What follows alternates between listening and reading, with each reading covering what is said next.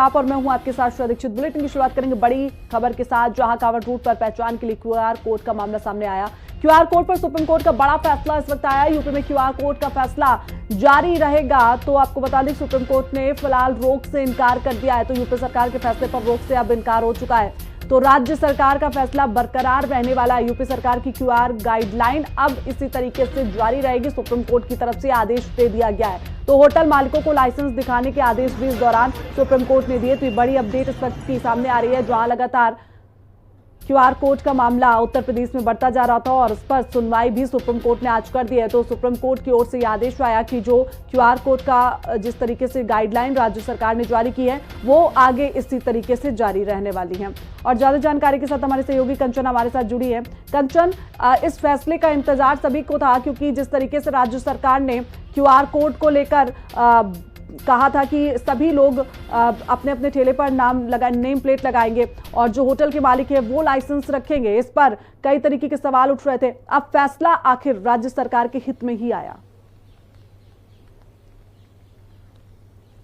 जी बिल्कुल, देखिए जब से ये कांवड़ का मामला चला है उस तभी से ये कह दिया गया है कि कांवड़ रूट पर पड़ने वाले जितने भी रेस्टोरेंट हैं, ढाबे हैं, रेडी पटरी जहाँ पे खाने पीने का सामान लगेगा, वहां पर पहले तो कहा गया कि लोगों को अपना नाम पूरा लिखना पड़ेगा कि आखिर उनका पूरा नाम क्या है, उनको अपनी पहचान बतानी होगी। उसके बाद ये भी कहा गया, मतलब यूपी सरकार की तरफ से कहा गया कि सिर्फ लिखना ही नहीं होगा बल्कि क्यूआर कोड भी उनको बाहर ही लगाना पड़ेगा, जिससे कोई भी व्यक्ति अगर कहीं पर कर कुछ खाता पीता है तो पहले वो क्यूआर कोड में उस नंबर को स्कैन कर लेगा अपने फोन से और स्कैन करने के बाद स्पष्टीकरण हो जाएगा कि आखिर वो व्यक्ति कौन है। क्योंकि कई बार ऐसा देखने को मिला था कि व्यक्ति मुसलमान था लेकिन नाम हिंदू पर के नाम से उसका ढाबा रेस्टोरेंट था, तो कोई व्यक्ति हिंदू था तो फिर उसका मुसलमान के नाम पर था।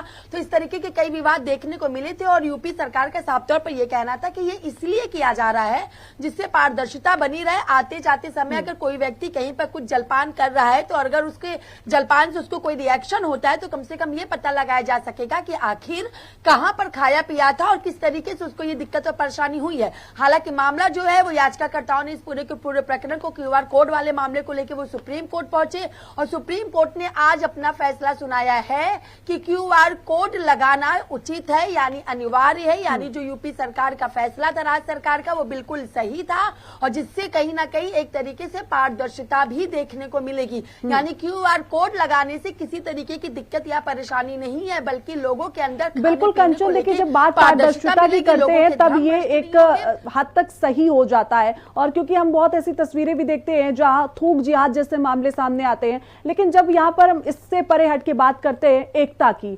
जब मुस्लिम हो, हिंदू हो, सिख हो, ईसाई हो, सब एक हैं, तो वहां पर जब हम इस तरीके के कानून लागू करते हैं तो कहीं ना कहीं धर्म के नाम पे बंटवारे करने जैसी बातें भी सामने आती हैं।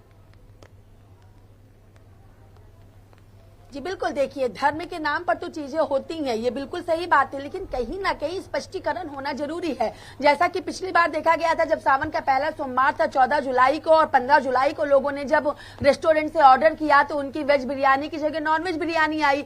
तो उससे किसी तरीके का धर्म भ्रष्ट ना हो जाए, लोगों के धर्म को ठेस ना पहुंचे, उनकी आस्था को ठेस ना पहुंचे, जिसे लेकर के यूपी सरकार की तरफ से ये फैसला लिया गया था। लेकिन जब मामला सुप्रीम कोर्ट में पहुंचा तो उन्होंने भी, सर्वोच्च अदालत ने भी इस बात लेके स्पष्टीकरण कर दिया कि पारदर्शिता होनी चाहिए। ऐसा नहीं कि अगर हम किसी दुकान पर जा रहे हैं, वहां पे हम कुछ खा रहे पी रहे और हमें बाद में पता चले वो किसी मुस्लिम समुदाय से, क्योंकि कई बार ऐसी तस्वीर देखने को मिली थी दूध में वो थूक करके दूध को बेचना या फिर किसी खाने पीने की वस्तु में थूकना। तो कहीं ना कहीं धर्म भ्रष्ट ना लोगों का हो, उनके धर्म के साथ ईमानदारी बढ़ती जा सके, जिसके चलते यह फैसला लिया गया था। हालांकि विपक्ष तमाम तरीके से इस पर सवाल खड़े कर रहा है और कांग्रेस